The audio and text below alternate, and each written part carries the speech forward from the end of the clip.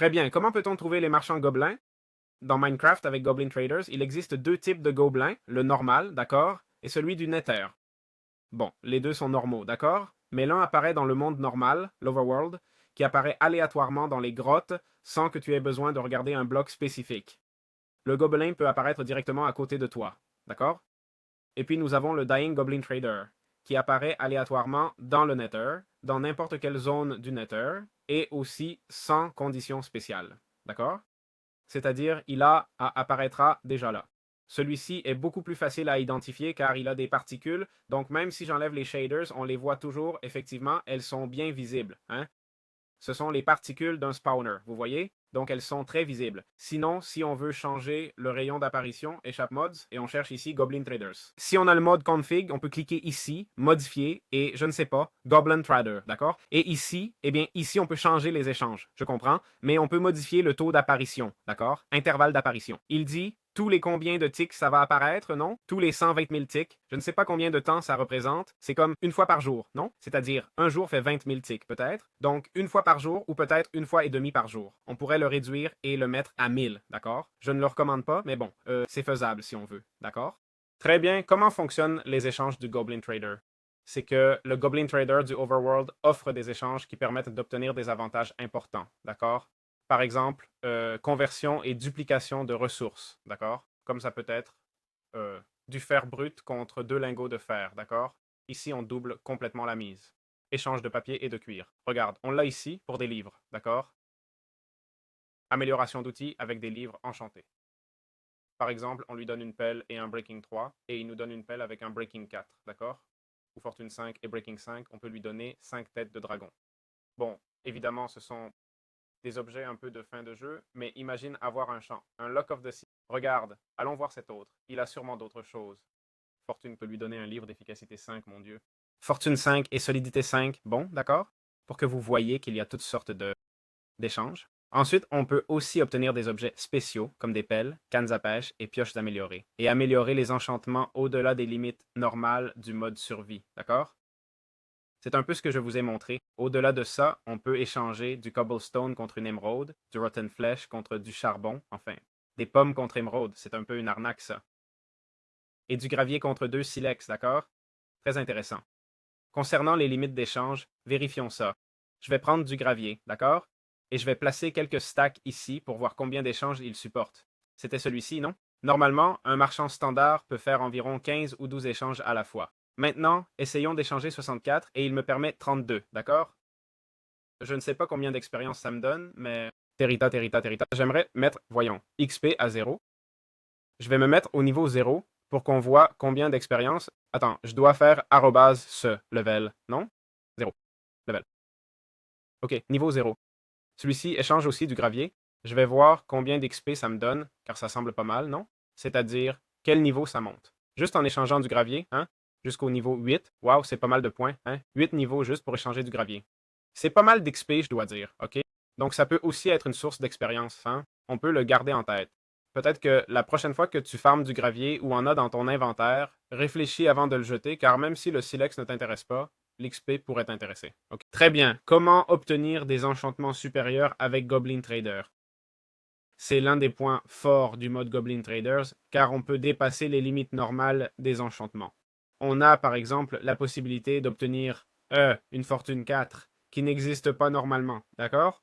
On lui donne une pioche et fortune 3. Bien sûr, il faut payer le niveau précédent, d'accord? Si on veut efficacité 6, il faut payer une efficacité 5, d'accord? Voilà, fortune 3 et ça nous donne fortune 4. Efficacité 5 et ça nous donne une pelle avec efficacité 6, d'accord? Et ici, il y a un échange spécial, la pioche en diamant et 5 têtes de dragon pour fortune 5 et breaking 5. Je vais en créer d'autres pour voir s'il y a plus d'échanges extraordinaires.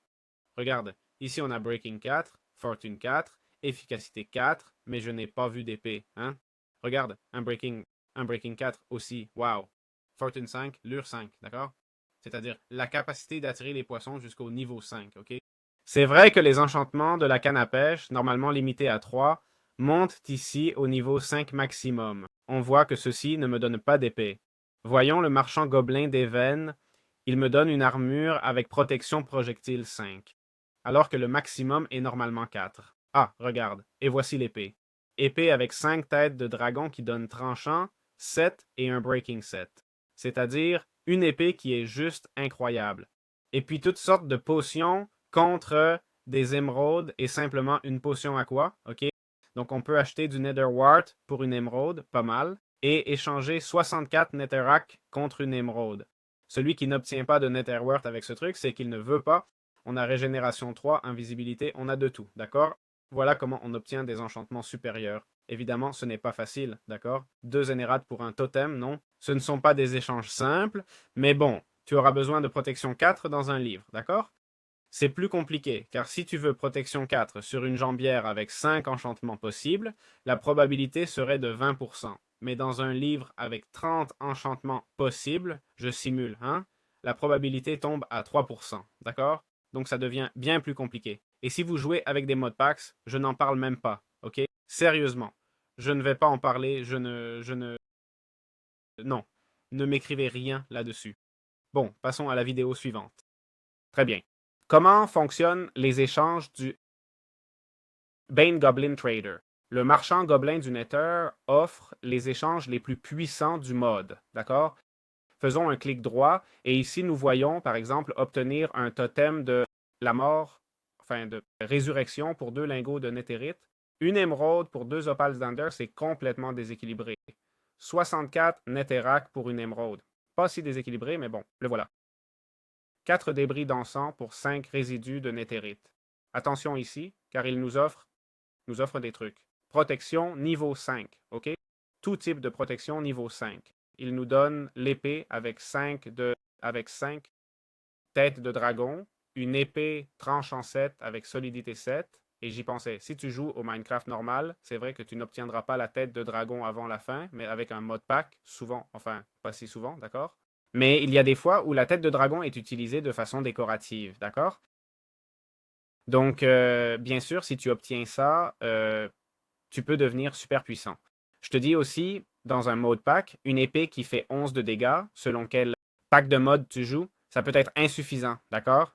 Mais bon, c'est toujours là, d'accord? Ensuite, d'autre part, on a aussi plein de potions comme chance. La potion d'absorption de 3 minutes. On a les potions ici de respiration aquatique pendant 15 bonnes minutes. C'est-à-dire que tu peux t'endormir dans l'eau, faire une sieste, te réveiller et être encore en vie. Avoir vision nocturne pendant 15 minutes. J'ai aussi vu des trucs comme Régénération 3, regarde hâte pendant 3 minutes, Force 3 pendant 45 secondes. On parle de quelque chose de vraiment, vraiment cheaté, d'accord? On a aussi des crânes de squelette Wither, d'accord? Pour carottes dorées, potions avancées, potions rares, ainsi qu'armure et armes aux enchantements supérieurs. On mentionne aussi l'armure et les outils Goblin Tuned qui permettent de miner plus rapidement et d'être plus efficaces. Et l'armure nous donne des attributs spéciaux comme la résistance au recul, plus de robustesse d'armure que la normale, 50% de force d'armure en plus, un bonus d'oxygène sous l'eau et la capacité de monter des blocs sans sauter. Eh bien, on dit que son coût est élevé, nécessitant généralement des étoiles du Nether et des têtes de dragon. D'accord? Euh, et je répète, je ne l'ai pas disponible. D'accord? Je suppose que c'est parce que je n'ai pas la dernière version, mais ceux qui l'ont, eh bien, c'est cool, non? Cette photo est plutôt réussie, non? Ou quoi? Oh là là. Voilà. Ce que je disais, c'est que celui qui n'a pas fait la mise à jour aura ce que j'ai. Je n'ai pas ces outils car j'ai la version 1.20.1 alors qu'ils sont maintenant en 1.21.11. D'accord? Donc voilà, gardez ça à l'esprit.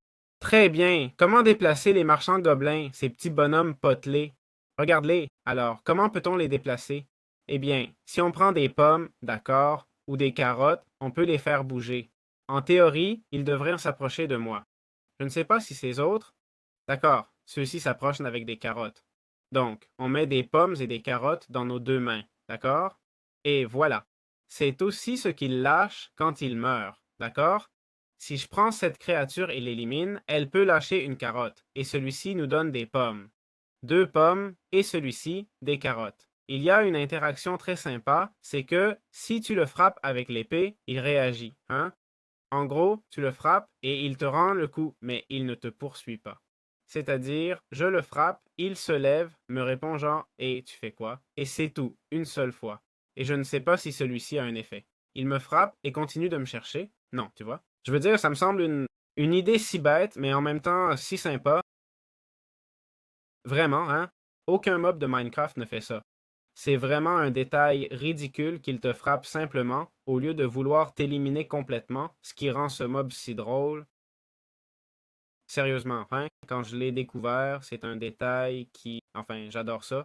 J'aimerais aussi pouvoir récupérer ces sacs à dos qu'ils ont derrière, d'une façon ou d'une autre. Ils sont trop mignons. Ce serait cool aussi. C'est un mob, pardon, qui pourrait. C'est mieux que le marchand errant, et franchement, je prendrais le marchand errant et l'échangerais contre ça. Je te le dis comme ça. Il est super sympa, super cool, et honnêtement, au créateur du mod, je donne 10 sur 10, ok? Parce qu'il a juste ajouté une interface au jeu et l'a fait parfaitement. Ces gars s'assoient quand ils sont fatigués, quand tu les frappes, ils se couchent. Les animations sont super bien faites et la créature aussi. Cela dit, j'espère que ce guide vous a plu. Vous trouverez dans la description mon cours d'IA pour ceux qui veulent l'appliquer au travail si ça vous intéresse. Sinon, on se retrouve dans de futures vidéos. Merci beaucoup d'avoir regardé et ciao ciao. Très bien, comment peut-on obtenir le mode Goblin Traders pour Minecraft? Et les voilà, d'accord? Tant la version normale que celle plus récente. C'est un petit mode qui ajoute automatiquement des mobs appelés Goblin Traders qui apparaissent naturellement sans artisanat ni structure supplémentaire. Le mode fonctionne aussi bien en mode survie que dans les petits packs de mods, d'accord? Pour l'obtenir, on va sur CurseForge, on cherche Goblin Traders qui compte 69 100 000 utilisateurs, d'accord?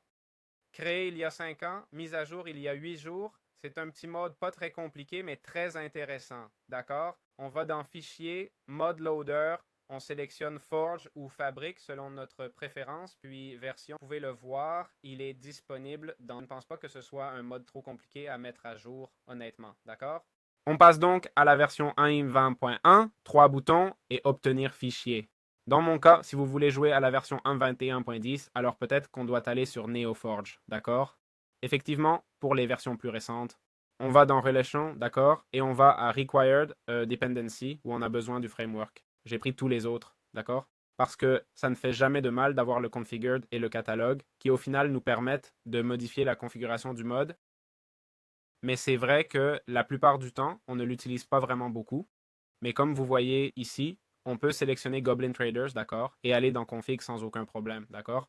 On pourrait modifier les entités, donc le taux d'apparition, les probabilités qu'ils apparaissent, etc. D'accord. Tout ça, on va dans la section Mods, d'accord, ici dans Mods. Ce n'est jamais de trop, mais voilà, c'est là, d'accord.